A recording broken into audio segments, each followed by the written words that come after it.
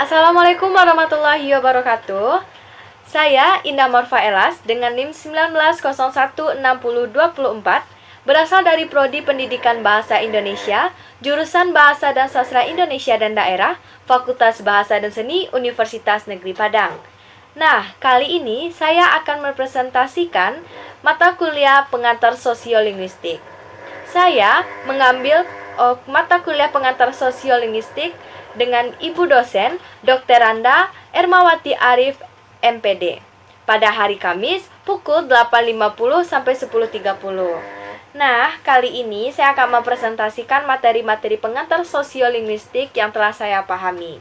Silakan menyaksikan. Baiklah, materi awal ini saya akan menjelaskan tentang konsep linguistik dan sosiolinguistik. A. Hakikat linguistik. Linguistik adalah bidang ilmu yang mempelajari bahasa, atau bidang ilmu yang mengambil bahasa sebagai objek kajiannya. Nah, ilmu linguistik sering disebut dengan linguistik umum. Artinya, linguistik tidak hanya menyelidiki salah satu bahasa saja, tetapi linguistik itu menyangkut bahasa pada umumnya. Selanjutnya, saya akan menjelaskan pengertian sosiolinguistik. Beberapa pengertian sosiolinguistik menurut para ahli. Pertama, menurut Ronald Wardauf.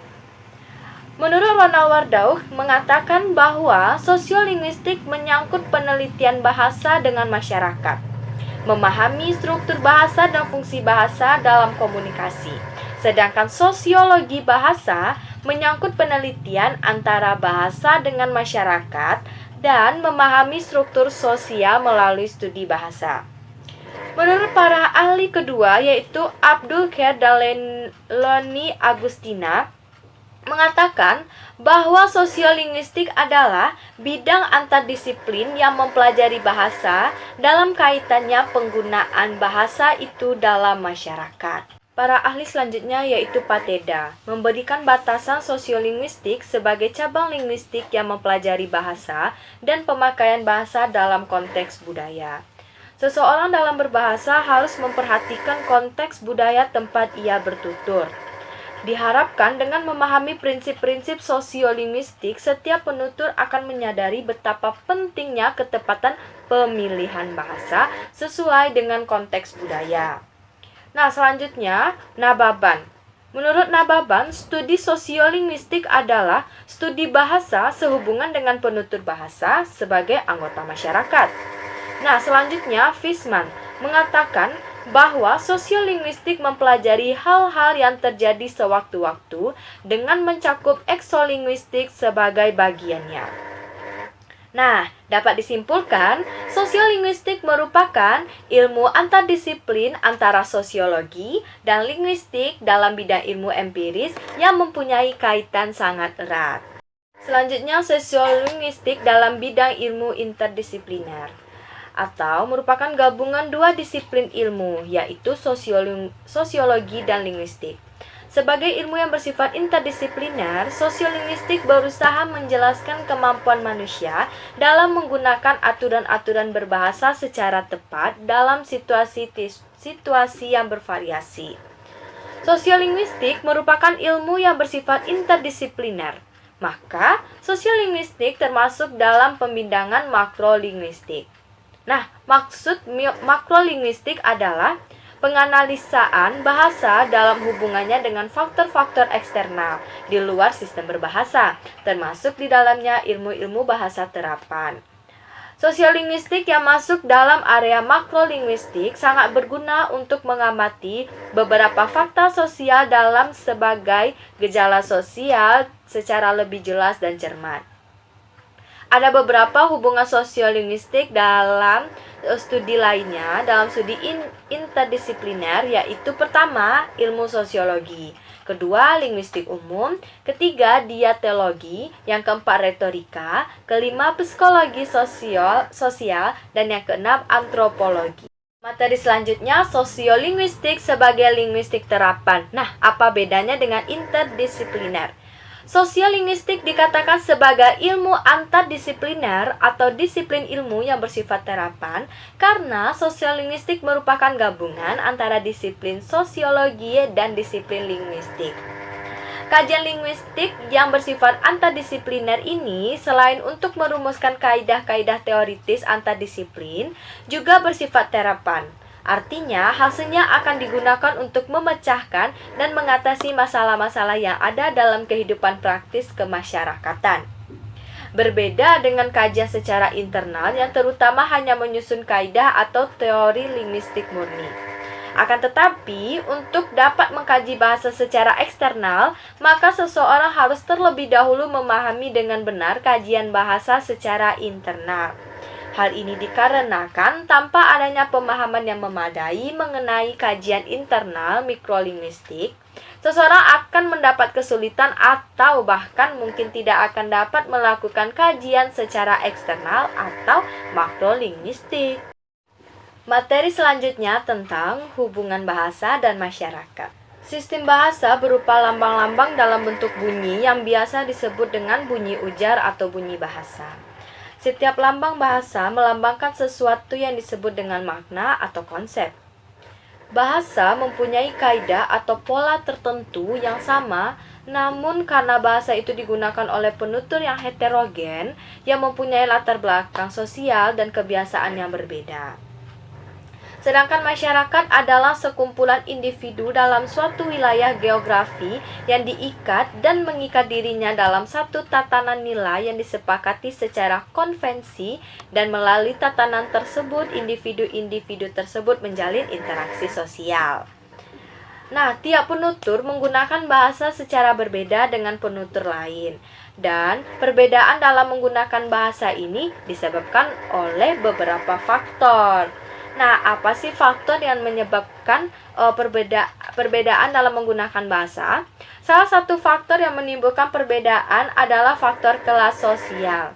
Kelompok-kelompok sosial dan masyarakat menggunakan bahasa sebagai cara untuk mengidentifikasi anggota kelompok mereka dan menentukan batas-batas kelompok mereka. Hubungan antara bahasa dan masyarakat terjangkau erat. Hubungan keduanya sangat mengakar. Bahasa menjalankan berbagai fungsi dalam masyarakat dan masyarakat melakukan hal yang sama. Jika salah satu tidak ada, yang lain akan berpengaruh atau terpengaruh. Premis dasar sosiolinguistik adalah bahwa bahasa itu bervariasi dan selalu berubah. Akibatnya, bahasa tidak seragam atau konstan. Sebaliknya, ini bervariasi dan tidak konsisten baik untuk penggunaan individu maupun di dalam dan di antara kelompok penutur yang menggunakan bahasa yang sama. Seseorang akan menyesuaikan cara mereka berbicara dengan situasi sosial mereka. Seorang individu, misalnya, akan berbicara secara berbeda kepada seorang anak daripada ketika dia ingin berbicara kepada profesor perguruan tinggi mereka. Variasi sosio-situasional ini terkadang disebut register dan tidak hanya bergantung pada kesempatan dan hubungan antar peserta, tetapi juga pada wilayah peserta, etnis, status, sosial ekonomi, usia, dan jenis kelamin. Materi selanjutnya saya akan menjelaskan tentang kontak bahasa dan diglosia. Ada beberapa pendapat mengenai kontak bahasa. Kontak bahasa adalah peristiwa penggunaan lebih dari suatu bahasa dalam tempat dan waktu yang sama.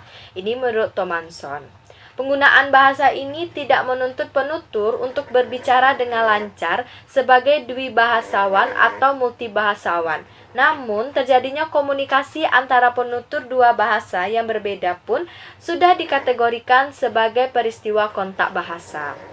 Sebagai contoh, ketika dua kelompok wisatawan saling meminjamkan alat masak selama 2 atau 3 jam, mereka pasti akan berusaha untuk saling berkomunikasi satu sama lain.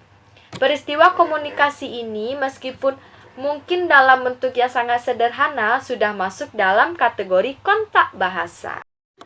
Ada penyebab faktor dalam kontak bahasa. Yang pertama, adanya dua kelompok yang berpindah ke daerah yang tak berpenghuni, kemudian mereka bertemu di sana. Dalam kasus ini, kedua kelompok bukan merupakan kelompok pribumi, sehingga satu sama lain tidak menjajah atau menambah wilayah masing-masing. Antartika sebagai tempat di mana tidak ada populasi manusia yang menetap di sana, merupakan contoh dari adanya kontak bahasa dengan sebab ini. Para ilmuwan dari berbagai belahan dunia saling melakukan kontak bahasa dalam perkemahan mereka selama berada di sana. Yang kedua, perpindahan satu kelompok ke wilayah kelompok lain. Peristiwa perpindahan ini bisa dengan cara damai atau sebaliknya. Namun, kebanyakan tujuan dari adanya perpindahan ini adalah untuk menaklukkan dan menguasai wilayah dari penghuni aslinya. Sebagai contoh, pada awalnya masyarakat Indian menerima kedatangan bangsa Eropa dengan ramah, begitupun sebaliknya. Yang ketiga, adanya praktek pertukaran buruh secara paksa. Kontak bahasa pada beberapa perkebunan di daerah Pasifik berawal ketika para buruh yang dibawa ke sana, beberapa karena pemaksaan, berasal dari berbagai pulau Pasifik yang berbeda. Banyaknya orang Asia Selatan di Afrika Selatan pada awalnya berasal dari pertukaran buruh pada industri tebu sekitar abad 19. Hal ini menyebabkan bahasa Tamil, salah satu bahasa India, sebagai bahasa minoritas di negara tersebut. Yang keempat, adanya hubungan budaya yang dekat antar sesama tetangga lama. Faktor kontak bahasa yang satu ini menjelaskan pada kita bahwa tidak mencari mengenai asal-usul adanya kontak, karena hal itu pasti terjadi dahulu kala ketika kelompok-kelompok menjadi tetangga.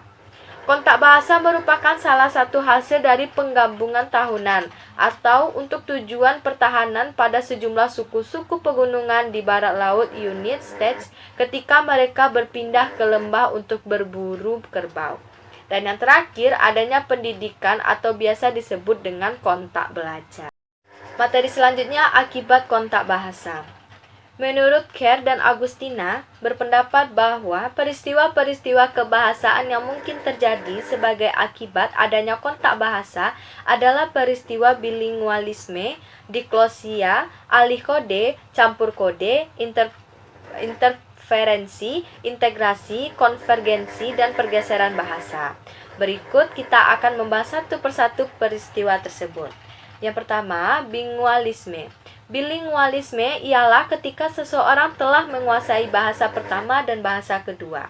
Dengan demikian, bilingualisme merupakan penguasaan seseorang terhadap dua bahasa atau lebih, bukan bahasa ibu, dengan bahasa baiknya.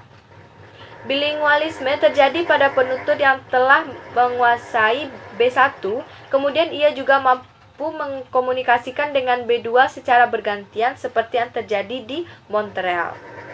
Yang kedua yaitu diklosia. Diklosia adalah keadaan suatu masyarakat di mana terdapat dua variasi dari satu bahasa yang hidup berdampingan dan masing-masing mempunyai peranan tertentu.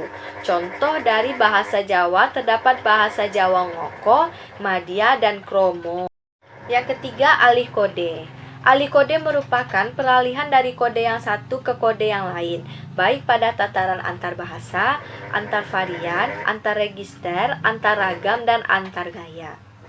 Secara umum, alih kode adalah pergantian atau peralihan pemakaian dua bahasa atau lebih, beberapa variasi dari satu bahasa, atau beberapa gaya dari satu ragam bahasa.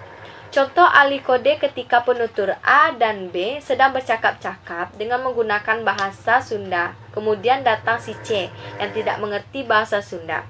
Maka A dan B beralih kode dalam bahasa Indonesia yang juga dimengerti oleh C. Nah, selanjutnya yaitu campur kode. Apabila di dalam suatu peristiwa tutur, klausa-klausa maupun frase-frase yang digunakan terdiri dari klausa dan frase campuran. Dan masing-masing klausa atau frase itu tidak lagi mendukung fungsi-fungsi sendiri, maka peristiwa yang terjadi adalah campur kode bukan alih kode. 6. Interferensi. Interferensi adalah penyimpanan norma bahasa masing-masing yang terjadi di dalam tuturan dwi bahasawan atau bilingualisme sebagai akibat dari pengenalan lebih dari satu bahasa dan kontak bahasa itu sendiri. Yang ketujuh, integrasi. Integrasi merupakan bahasa dengan unsur-unsur pinjaman dari bahasa asing, dipakai dan dianggap bukan sebagai unsur pinjaman. Biasanya, unsur pinjaman diterima dan dipakai masyarakat setelah terjadi penyesuaian tata bunyi atau tata kata dan melalui proses yang cukup lama. Ketika sebuah kata sudah ada pada tingkat integrasi, maka artinya kata serapan itu sudah disetujui dan di-convert into the new language. Karena itu proses yang terjadi dalam integrasi ini lazim disebut dengan konvergensi. Selanjutnya yaitu pergeseran bahasa. Pergeseran bahasa menyangkut masalah penggunaan bahasa oleh seorang penutur atau sekelompok penutur yang bisa terjadi sebagai akibat perpindahan dari satu masyarakat tutur ke masyarakat tutur lain. Materi selanjutnya yaitu tentang kedwibahasaan. Sebelumnya kita akan menjelaskan pengertian kedwibahasaan. Beberapa pengertian kedwibahasaan menurut para ahli. Para ahli pertama yaitu Robert Lado. Kedwibahasaan merupakan kemampuan berbicara dua bahasa dengan satu atau hampir sama baiknya. Secara teknik, pendapat ini mengacu pada pengetahuan dua bahasa bagaimana tingkatnya oleh seseorang. Yang kedua yaitu menurut Francis William Mackay. Menurutnya, kedwibahasaan adalah pemakaian yang bergantian dari dua bahasa. Merumuskan kedwibahasaan sebagai kebiasaan menggunakan dua bahasa atau lebih oleh seseorang.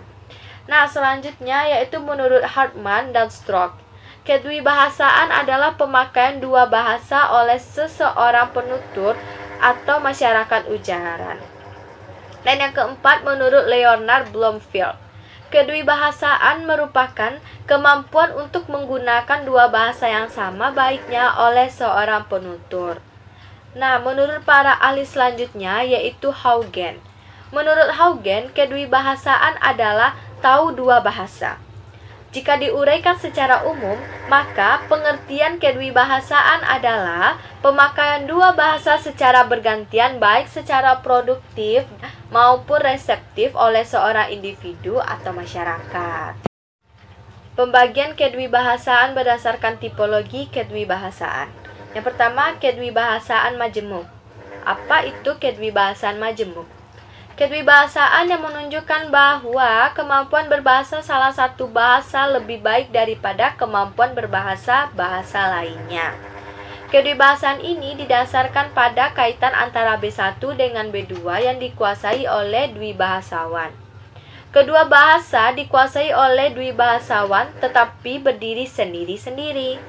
Nah, selanjutnya yaitu kedwibahasaan koordinatif. Kedwibahasaan yang menunjukkan bahwa pemakaian dua bahasa sama-sama baik oleh seorang individu. Kedwibahasaan seimbang dikaitkan dengan taraf penguasaan B1 dan B2. Orang yang sama mahirnya dalam dua bahasa. Selanjutnya yaitu kedwibahasaan subordinatif. Kedwibahasaan subordinatif merupakan kedwibahasaan yang menunjukkan bahwa seorang individu pada memakai B1 sering memasukkan B2 ataupun sebaliknya. Kedwibahasaan ini dihubungkan dengan situasi yang dihadapi B1 adalah sekelompok kecil yang dikelilingi dan didominasi oleh masyarakat suatu bahasa yang besar, sehingga masyarakat kecil ini dimungkinkan dapat kehilangan B1-nya. Sedangkan Paul membagi kedwibahasaan menjadi 3 tipe sebagai berikut. Yang pertama, kedwibahasaan horizontal. Kedwibahasaan horizontal merupakan situasi pemakaian dua bahasa yang berbeda, tetapi masing-masing bahasa memiliki status yang sejajar baik dalam situasi resmi, kebudayaan, maupun dalam kehidupan keluarga dari kelompok pemakainya. Yang kedua, kedwibahasaan vertikal. Kedwibahasaan vertikal merupakan pemakaian dua bahasa apabila bahasa baku dan dialek, baik yang berhubungan ataupun terpisah, dimiliki oleh seorang penutur. Nah, selanjutnya yaitu kedwibahasaan diagonal. Kedwibahasaan diagonal merupakan pemakaian dua bahasa dialek atau tidak baku secara bersama-sama, tetapi keduanya tidak memiliki hubungan secara genetik dengan bahasa baku yang dipakai oleh masyarakat itu. Selanjutnya, saya akan menjelaskan tentang materi interferensi dan integrasi. A. Pengertian interferensi. Berikut pengertian interferensi menurut para ahli. Yang pertama, Jendra. Jendra mengemukakan bahwa interferensi meliputi berbagai aspek kebahasaan. Bisa menyerap dalam bidang tata bunyi atau fonologi, tata bentuk kata, morfologi, tata kalimat sintaksis, dan kosakata leksikon dan tata makna semantik. Sedangkan menurut Nababan, interferensi merupakan kekeliruan yang terjadi sebagai akibat terbawanya kebiasaan-kebiasaan ujaran bahasa ibu atau dialek ke dalam bahasa atau dialek kedua. Yang ketiga yaitu menurut Khair dan Agustina, interferensi merupakan peristiwa penyimpangan norma dari salah satu bahasa atau lebih. Selanjutnya, menurut Hartman dan Stong, interferensi terjadi sebagai akibat terbawanya kebiasaan-kebiasaan ujaran bahasa ibu atau dialek ke dalam bahasa atau dialek kedua. Selanjutnya yaitu Abdul Hayy mengemukakan bahwa interferensi merupakan hambatan sebagai akibat adanya kebiasaan pemakaian bahasa ibu atau bahasa pertama dalam penguasaan bahasa yang dipelajari atau bahasa kedua. Dalam komunikasi, bahasa yang menjadi sumber serapan pada saat tertentu akan beralih peran menjadi bahasa penerima pada saat yang lainnya dan sebaliknya. Begitu juga dengan bahasa penerima dapat berperan sebagai bahasa sumber. Dengan demikian, interferensi dapat terjadi secara timbal balik. Bertolak dari pendapat para ahli mengenai pengertian interferensi di atas yang telah saya jelaskan barusan, dapat disimpulkan bahwa A. Kontak bahasa menimbulkan gejala interferensi dalam tuturan dwibahasawan. B. Interferensi merupakan gejala penyusupan sistem suatu bahasa ke dalam bahasa lain. C. Unsur bahasa yang menyusup ke dalam struktur bahasa yang lain dapat menimbulkan dampak negatif. Dan D. Interferensi merupakan gejala ujaran yang bersifat perseorangan dan ruang geraknya dianggap sempit yang terjadi sebagai gejala parole atau speech. Jenis interferensi. Secara umum, Ardiana membagi interferensi menjadi 5 macam. Yang pertama, interferensi kultural. Interferensi kultural dapat tercermin melalui bahasa yang digunakan oleh dwibahasawan. Dalam tuturan dwibahasawan tersebut muncul unsur-unsur asing sebagai akibat usaha penutur untuk menyatakan fenomena atau pengalaman baru. Yang kedua yaitu interferensi semantik. Interferensi semantik adalah interferensi yang terjadi dalam penggunaan kata yang mempunyai variabel dalam suatu bahasa. Yang ketiga, interferensi leksikal. Interferensi leksikal harus dibedakan dengan kata pinjaman.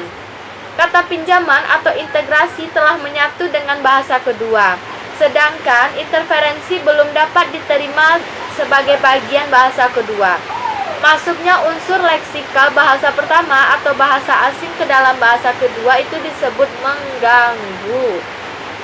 Dan yang keempat, interferensi fonologis mencakup intonasi, irama, pejedaan, dan artikulasi. Dan yang kelima, interferensi gramatikal. Interferensi gramatikal meliputi interferensi morfologis, fraseologis, dan sintaksis. Selanjutnya, pengertian integrasi. Menurut Krida Laksana, integrasi adalah penggunaan unsur bahasa lain secara sistematis seolah-olah merupakan bagian dari suatu bahasa tanpa disadari oleh pemakainya. Salah satu proses integrasi adalah peminjaman kata dari satu bahasa ke dalam bahasa lain.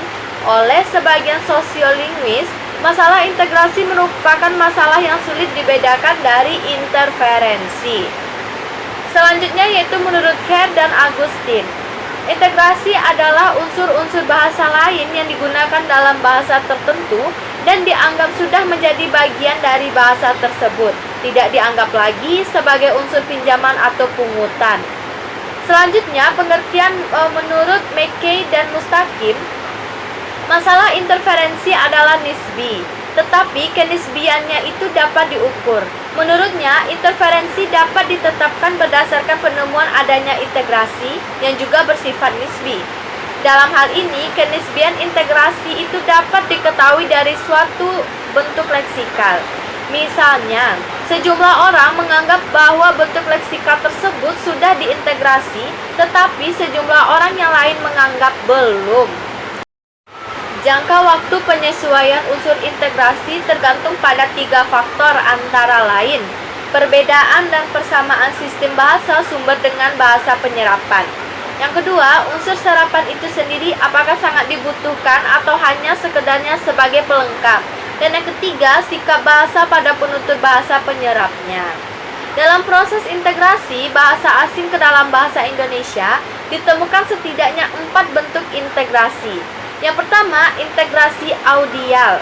Integrasi audial merupakan bentuk integrasi yang terjadi melalui persepsi pendengar. Dengan kata lain, mula pemakai bahasa mendengar bahasa dari penutur asli. Yang kedua, integrasi visual. Integrasi visual merupakan bentuk integrasi yang berasal dari bentuk tulisan ke dalam bahasa asli yang kemudian diubah menurut aturan bahasa penerima. Yang ketiga, integrasi penerjemahan langsung. Integrasi penerjemahan langsung, integrasi dengan mencarikan kata yang sepadan antara bahasa asing dengan bahasa Indonesia. Dan yang terakhir yaitu integrasi penerjemahan konsep. Merupakan dilakukan dengan mengkaji konsep kosakata asing, kemudian dicarikan konsep tersebut ke dalam bahasa Indonesia. Baiklah, selanjutnya saya akan menjelaskan tentang materi variasi bahasa. Pengertian variasi bahasa menurut para ahli: yang pertama, Supomo Pojo Sodarmo.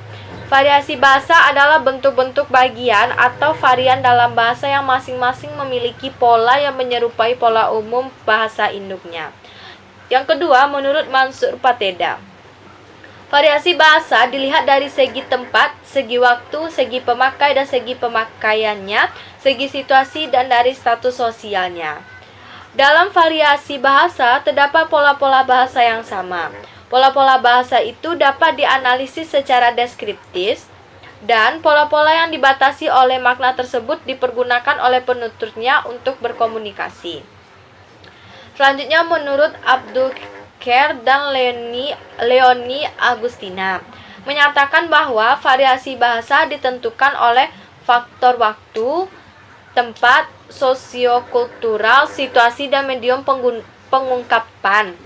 Disimpulkan bahwa variasi bahasa adalah wujud pemakaian bahasa yang berbeda oleh penutur karena faktor-faktor tertentu, dan terjadinya variasi bahasa bukan hanya disebabkan oleh penutur yang heterogen, tetapi karena kegiatan integrasi sosial.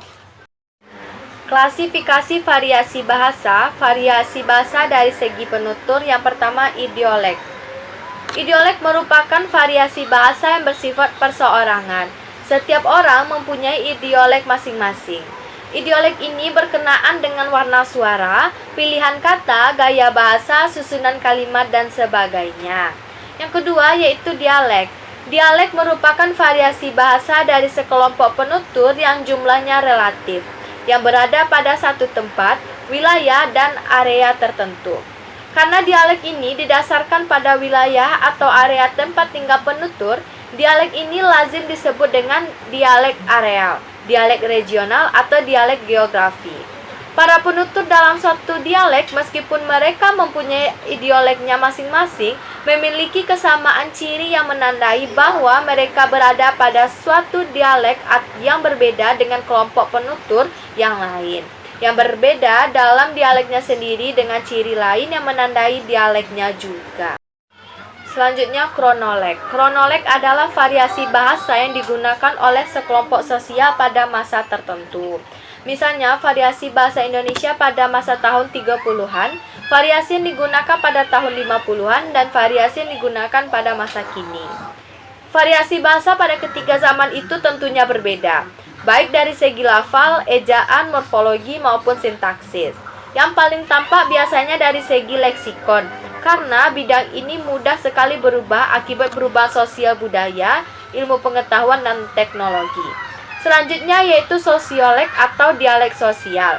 Sosiolek atau dialek sosial adalah variasi bahasa yang berkenaan dengan status, golongan, dan kelas sosial penuturnya.